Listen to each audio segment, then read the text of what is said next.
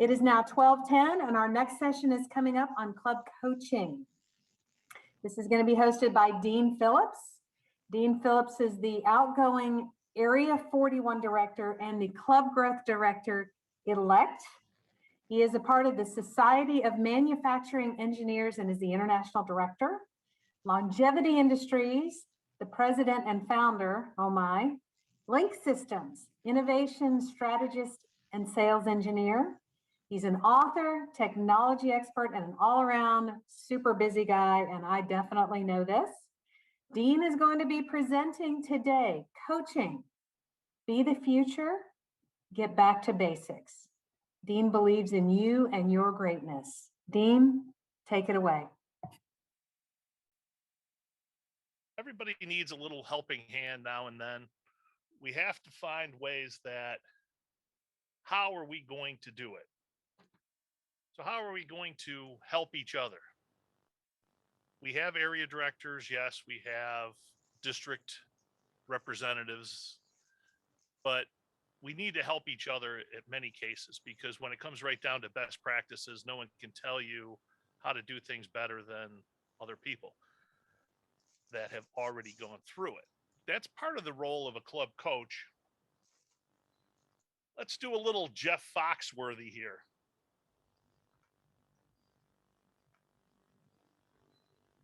If you have so few members that you're mistaken for a tennis foursome, you might need a club coach. If your club tree doesn't branch, you might need a club coach. If you don't have enough members to field a football team, you might need a club coach. If your last social media post was announcing the passing of Ralph Smedley, you might need a club coach. If your last open house was when you chartered your club, you might need a club coach. If your icebreaker was from your CC manual, you might need a club coach. If you are currently serving as president, VPPR, secretary, and sergeant at arms, you might need a club coach.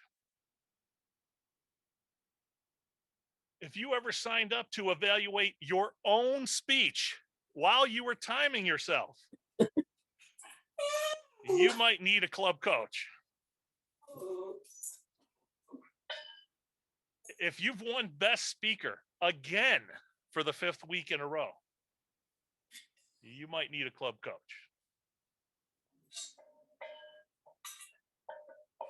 If your opening and closing remarks were in the same sentence, you might need a club coach.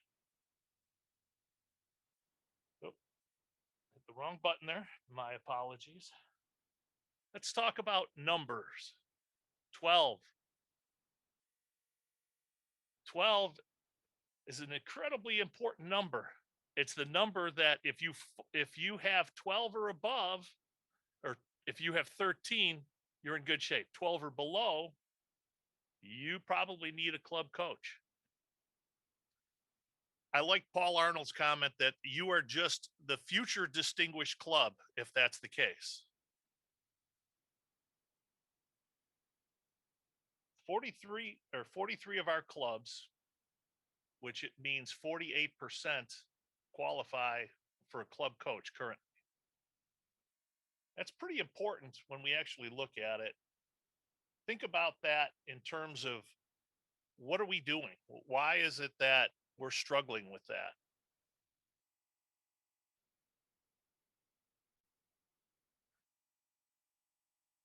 "43 is the number of clubs that qualify. We can help. Okay. The club coach themselves is somebody who is there to help you with this. If you think about a club coach, here is their sheet. I don't know if you can see it right now. Yes, no, maybe.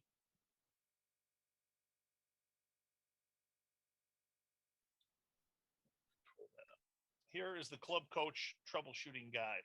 This is what the club coach fills out when they come to visit your club. There's a lot of questions on here, but they're not any different from what you would fill out for your distinguished club plan. Okay. Mary, Mary, quite contrary, how does your garden grow? Well, which garden is your club? First off, if you look at this one, a quality looking club and a quality looking garden have a lot in common. They look well manicured, they're well organized. That's important, and it takes far less effort to keep a good club running. Sometimes we struggle with that because frankly we let things happen and get too far down. If you think about it right now, most of your clubs, can't see everybody, but raise your hand if your club does everything it did before Zoom. Do you still give out awards? Do you even bother voting anymore? Most clubs have kind of gotten lax in the things that we used to do in the procedure where we are now. So it's important that we do the things that set a good base. Maybe you have a raised garden club, kind of like an advanced club. Maybe you're a welcoming club where you put a nice bench out there to welcome everybody in. Maybe you're meticulous like a corporate club is. This is where a lot of clubs are struggling right now, is we have clubs that we've built them in the wrong locations. Even some clubs struggle because of location. If you're downtown, the problem is you're only going to get downtown members because it's very difficult to park, pay for parking, $20 to go and park to go to a club meeting. Not to mention it takes you 30 minutes to get in past the guard or access other things. Now, right now, Zoom has been extremely helpful for most people right now. And that's great, but it won't always be that way. In order to grow, clubs need sunshine, but one solution doesn't solve everything for everybody. Don't think that just sunshine is going to solve all of your problems. You have to have a lot of other components to make it grow. Our district leaders are like the bees. They carry from one place to another to basically pollinate those other clubs. They take that information and move it to other places. I heard this morning, and I believe it was Donna or one of the people from Donna's group who said, talked about succession planning. That's very difficult right now. Most clubs are struggling, partially because they waited too long to start with their looking for leaders. You should always be looking for leaders. And I love the idea of building your next leader right now. Okay. Think about how we are currently formulating and feeding our gardens. When we go out and we formulate our plan for how we're going to do this, sometimes we have limited resources. You know, you look at this little, if you're just going to carry your water out there, that's going to be tough. It's going to put a lot of taxation on your resources, and it's not going to be very easy. Maybe you bring a hose out. Maybe somebody might look at that as you're providing too much overarching, micromanaging information. So you got to be a little bit careful with how you're supporting your clubs. Some of these systems are kind of a set it and go. You take it out there, you put it in a place, and that's great as long as everything's going correct and everything's working right. But when things start to fall apart, you have a problem. That's a situation we sometimes run into, and it's not the best for us when we struggle. Think of a corporate nursery, all the things that they do. They're showing off everything that's important to them. They're making sure that you can see the flowers. They're not hidden away. That's how we should be thinking of our clubs. We shouldn't be hiding things. You know, you think about when you get flowers, why do they come in a little clear packaging? Because they want you to see it. Wrapping is important, just like in your club. How you're perceived and how people see you when they come to visit is incredibly important. If you're hiding away all the good things in a box and nobody sees it, very difficult for people to say, yeah, I want to be part of that. The foundation that we have, it takes having the right ingredients to build the right foundation. Not all the clubs are the same. Different soils are different, and everything that we do could be very different. Don't think that just because so-and-so's club does one thing that you have to do that. But at the same time, you need to do something. Think about building your foundation when you start.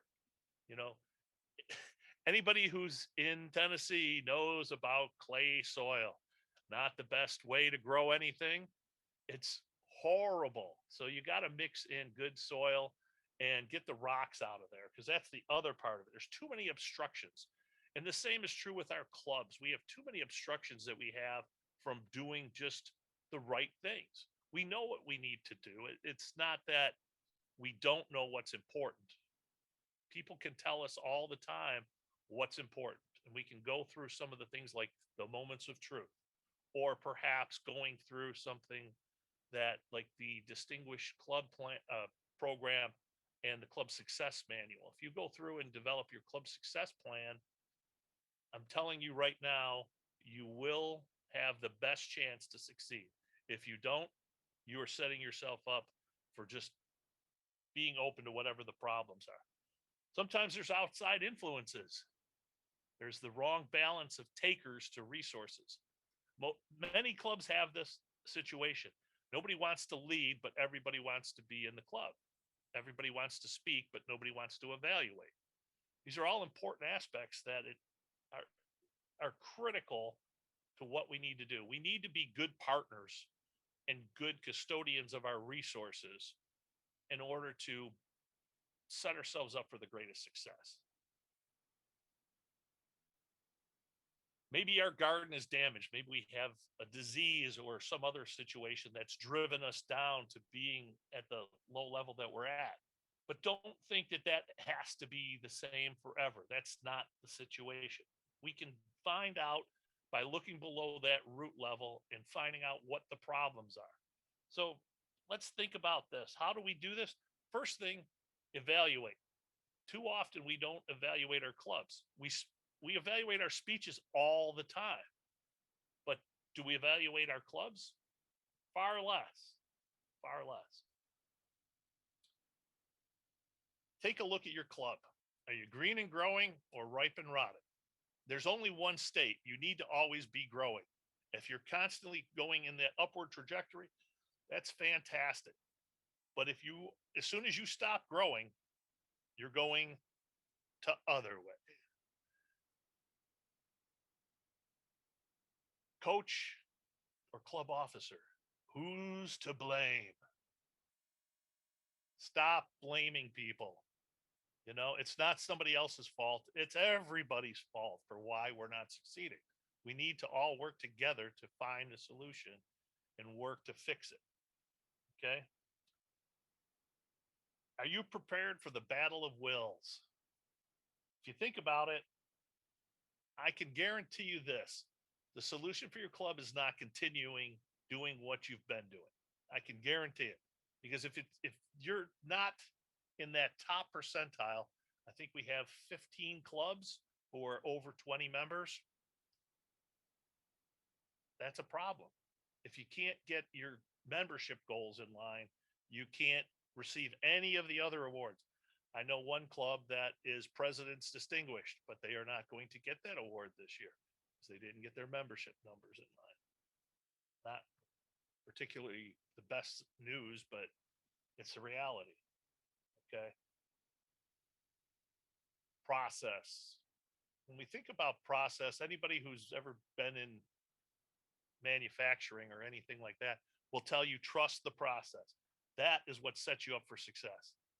I did a little drawing here and I'd like you to look at it because I think it's what's important. If you think about your club and you start, and the first thing you should be doing is scheduling a club officer meeting. The first decision you need to look at is, do we have 12 members? Do we have more than 12?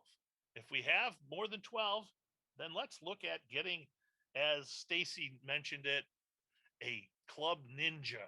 I like that term,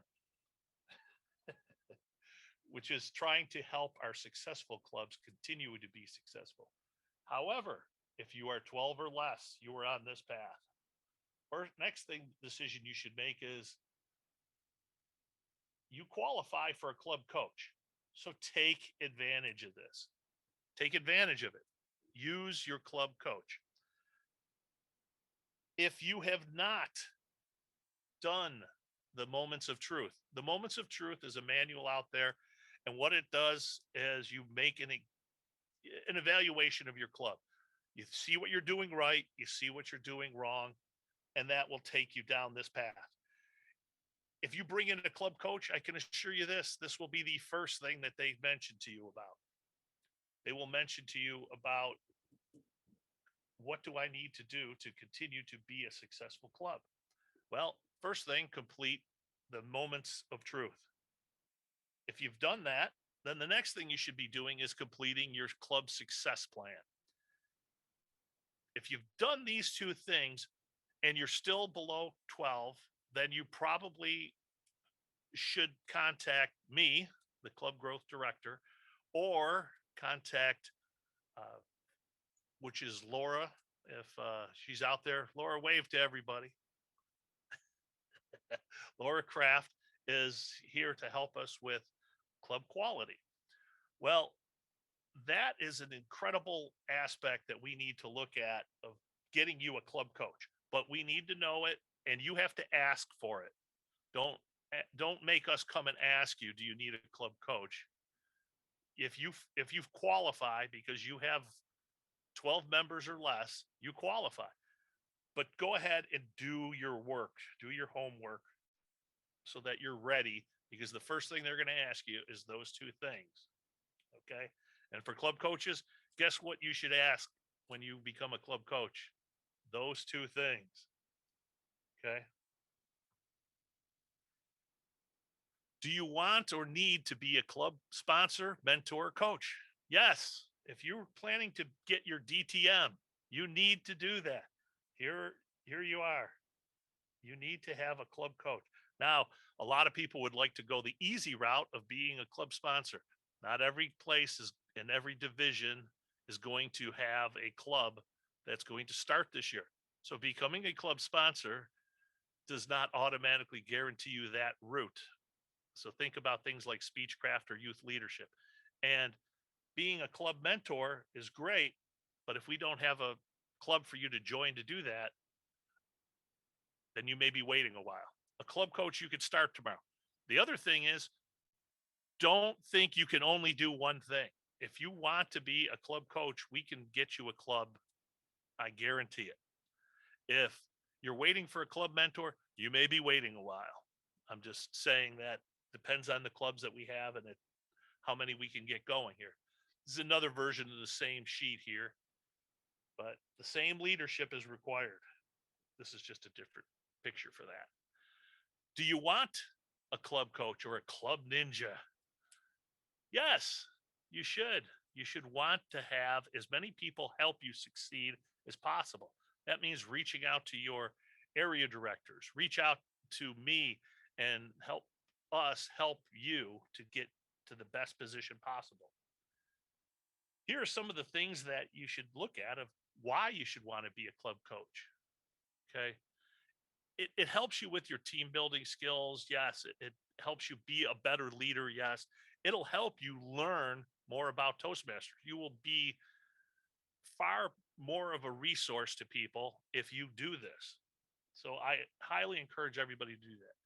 When we identify the problem and we look at it, again, the process, here is a page from the Moments of Truth. Okay. Let me move myself around here. Okay. So these are the areas that you need to look at.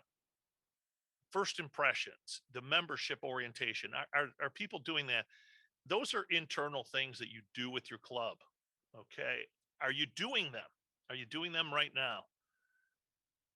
is the membership strength. Of course, if you're eligible for a club coach, you don't have 20 or more members. So yes, you're not going to qualify for some of those things. Achievement, you want to make sure that you're recognizing people within your club because they are the lifeblood of your organization. So please, please, please make sure you recognize their achievements and their hard work. We don't have enough good things anymore. And I've recognized that as a problem where we've taken away CL manuals, which means that you are going to have to do more recognition on your own. Okay. So that's one part of the process. The next thing is, have you completed and updated your club success plan? This is just one sheet from the club success plan. I just wanted to illustrate it here. You can go to the website and search Toastmasters Club Success, and it will pull up this manual. And you should do this every year. The nice thing about doing it the first time is it's a little bit of work, but once you've done it, then it's just modifying it and editing it. That's what's going to build your clubs for the future. Okay. I'm going to take a little break here real quick here. And I'd like to, what questions do we have so far that I need to address?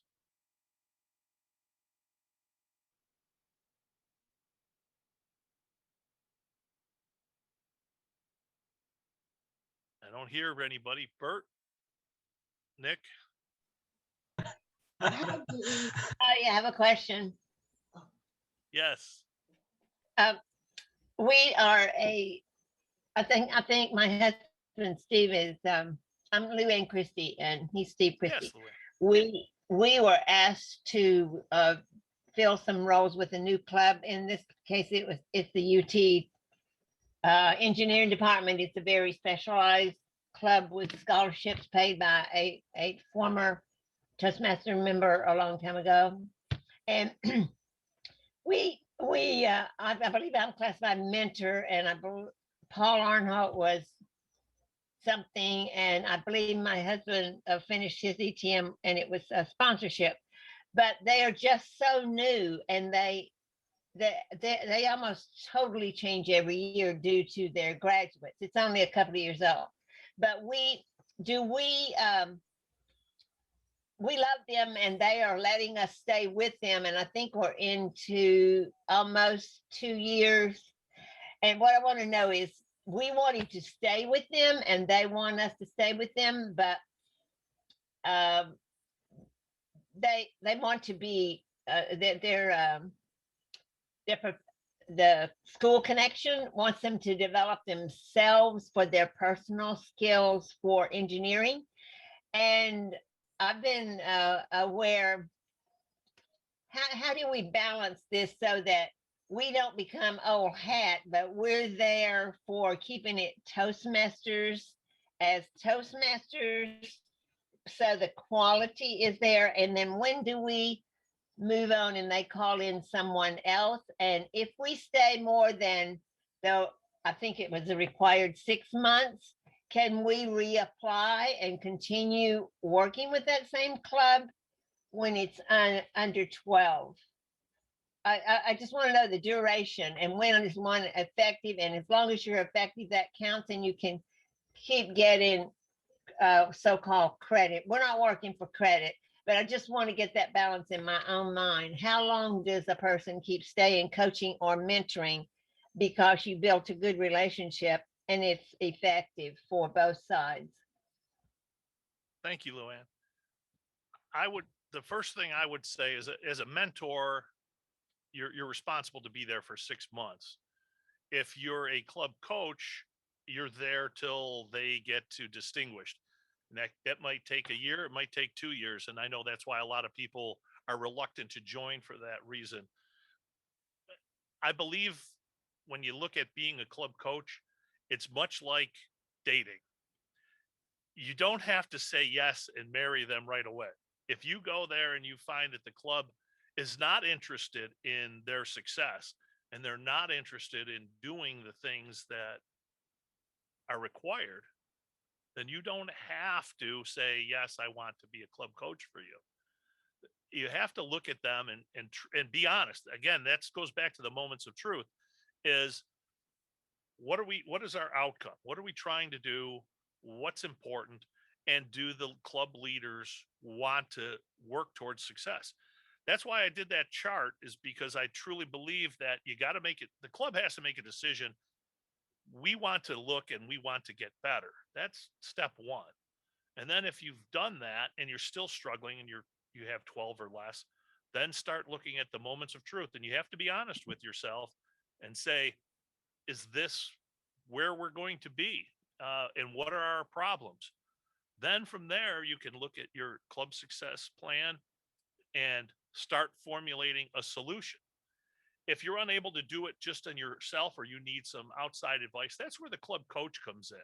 You know, a mentor's really there. The club mentor, as part of a new club, is to really get them going. Just get them going, be there to answer questions, help them get established, because they don't have leaders. You know, you think about most of our clubs, there's a leader you learned from. There was a leader before you, and that person taught you whatever you know, good, bad, or indifferent. There was something there when you started.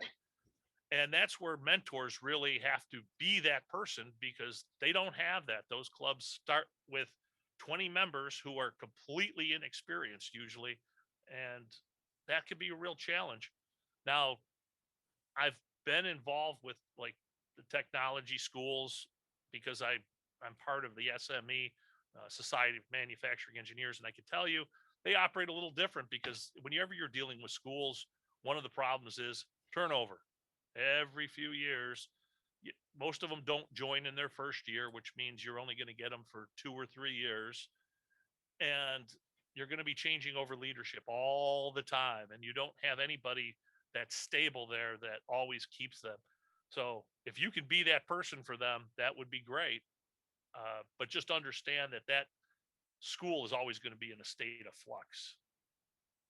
Thanks, Luann. Well, let's go forward here to a couple of the other questions.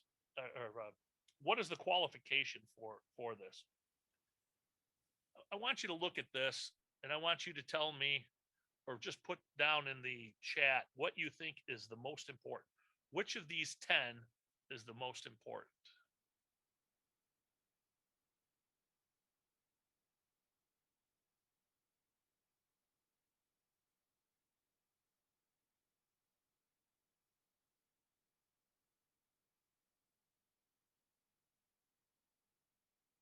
Ah, Nick, you were on top of it. Yes, it's a trick question. They're all important. Some are the cause, and the other ones are the effect of it.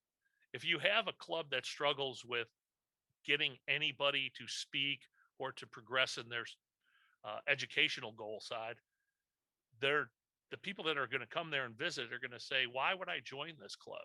Why do I want to be part of this? If you don't get any visitors, you're going to be shy in the membership area. If you don't go to training, you don't get any better, you don't improve. And if you think about it, did I do the other things? Did I do all the other goals that need to be done? All of these are important in order to achieve the goals. Okay.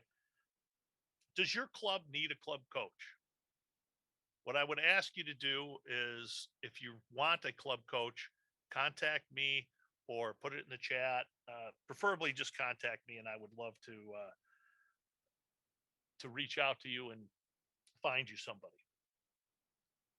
Earlier, we talked about club succession planning, and we have 84 active clubs. Only 15 of them are over 20 members. So if you had to start a club tomorrow, that means that if you started a club tomorrow, you only would have 15 clubs that could actually start.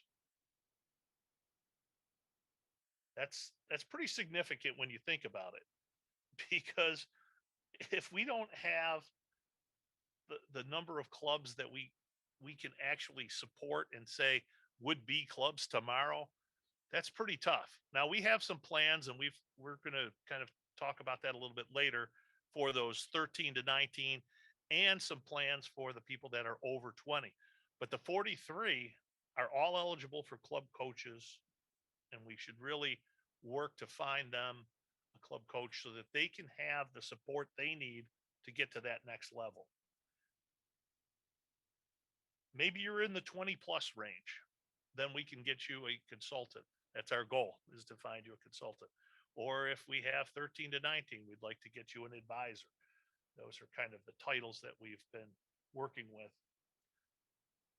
But we need to think about how many of you have requested a club coach and don't have one. If you have, again, let me know. We need to find and make sure that if there's some way that things are happening, there seems to be certain areas that things have fallen through the cracks. I know, for example, one of the clubs struggled this year because we didn't even know that the club was being formed. Now that's an internal thing. Who is supposed to get that information? How does it get out? Well, if it falls in the cracks, we need to find a solution so it doesn't fall through the cracks in the future.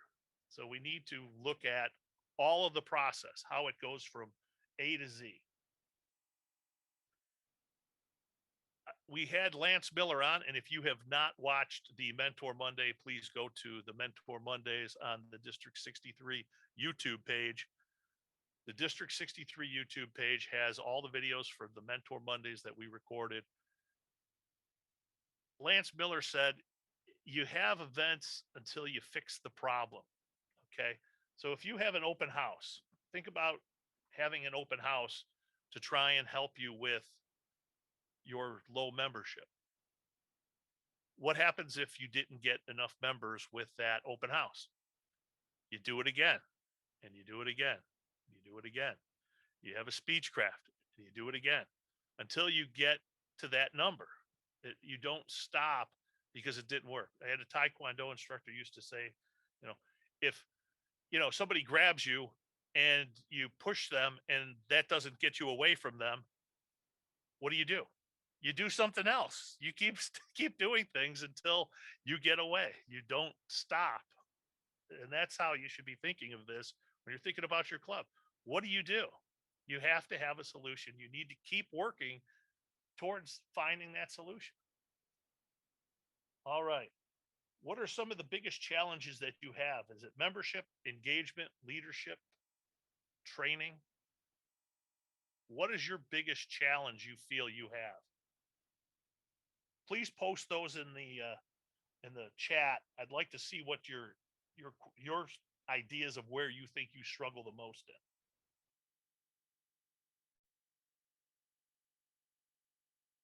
Leadership in the club. Think about your current leaders. Do they recognize the problem and have a plan?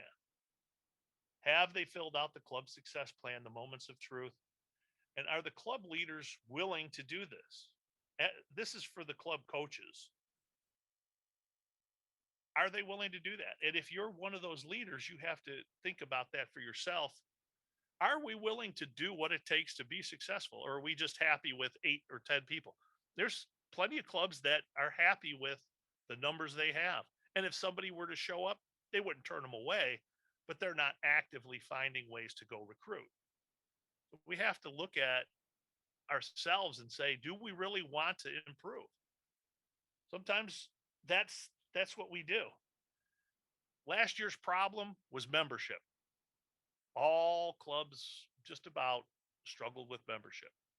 I don't know exactly which clubs had growth and which ones had struggled with that challenge, but I can tell you most of them struggled with it, which has led to this year's problem, leadership. You have a few clubs that have good membership, but they don't have leaders. Nobody wants to step up to be a leader in that club. Part of that is club succession planning because some leaders have left, and that's a problem. We need to have a plan. And we also need good leaders, like within here, everybody that's shown up here, you're a great leader.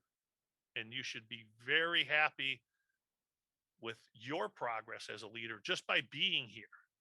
And it's going to help you as you continue to move forward. But you need to realize that other people still need a helping hand. And maybe you can be that helping hand even for just another club. when we think about those internal items, which we talked about, there are external items. As part of the club coaching thing, that will be, you have to think about rebuilding clubs. This is from Rebuilding a Club Manual. External items. Think about the things that you have to do outside of the club in order to make it successful. Marketing.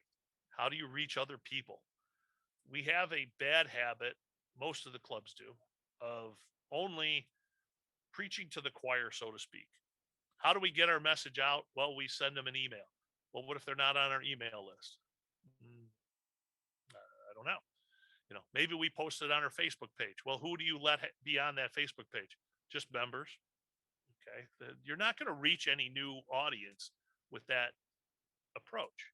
So you have to think in terms of, if your problem is that you're struggling with membership, how do I reach new people, not the same people?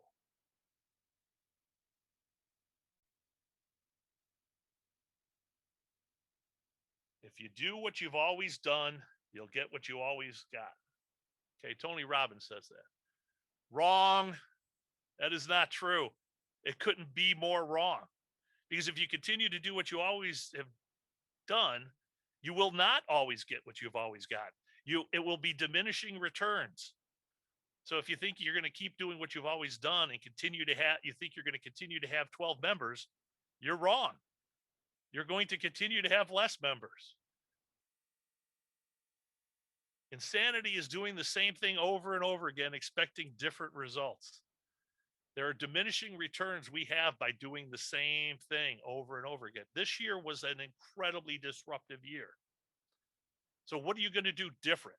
Think about that. I want everybody to think about, what are you going to do differently this year? Don't think about how something was done last year or the way we've always done it, or because it hasn't been the same. We have no longer been meeting in person. It's a problem, but you have to understand that this may be part of your future, that Zoom and this experience here may be your future. This may be all there is. With that, I will turn it back over to our Toastmaster of the day, and I will take any questions that we have. We may have 1-2 minutes. We have got 1 minute for questions. All right, speak quick. If you wanted to put your Everyone. questions, if you want to put your questions in the chat, then we'll save the chat and we can get back in touch with you offline. What is Speechcraft? Speechcraft is a system that we have within Toastmasters where you take a group of people. They can be existing members, but preferably not current members. And what you do is you put them through a boot camp. If you think of Toastmasters as going a gym membership, Speechcraft is a boot camp. It's usually 4 to 8 weeks where you're going to give somewhere between 3 to 7, 8 speeches in that period of time. It's usually not done at existing meetings. It's usually in addition to your existing meeting. You usually do it at another time, perhaps even another day, but it allows you to do very intense learning. There are, I believe, 8 total little modules that they train you on: vocal variety, physical gestures, and you have a section on writing speeches. And it's a very intense, very short period. We did one this year. It is available online now, so it can be done through a similar system to Pathways. Thank you. But it is used mainly to boost membership. So you bring them in, and those same people will now get credit for all those speeches if they join. So they could conceivably go through this 8-week or 6-week or even 4-week boot camp, and they could have already finished level 1, possibly level 2. And who leads that? Somebody from Toastmasters? Whoever wants to. We can help you do it, but usually your club would be the one to say, hey, we want to do this. We want to bring in people through Speechcraft. It's a good way to bring in new members if you can find a group of 5 people. It's usually in groups of 5. But send me an email, and I would be happy to explain it further and find you a way to do it, because we've done this before. We're better than we were when we did it the first time, because it takes a little bit of learning doing it online versus doing it in person, as we have done it. Mary Mixon's done a great job with it in the past. All of our leaders this year did a great job trying to learn and get to the next level with this online learning stuff. So can you, when I've seen that, the people charge a fee for doing that. That's kind of a fundraiser as well as an extension and rebuilding of your club. What is the general way that's being used now? For 5 people, it is $50. So the cost is roughly $10 a person. That's the cost. Now you can charge more. The limitation is, I believe, Toastmasters regulates where the most you can charge is $90 a person. And some people will do it at $45, so that if you join, they eat the $10 and will allow you to join for that cost. So it's kind of a membership boost. So if you, after you're done, you're 3 speeches in and you already paid for it through your $45 or $55 or whatever you have them pay.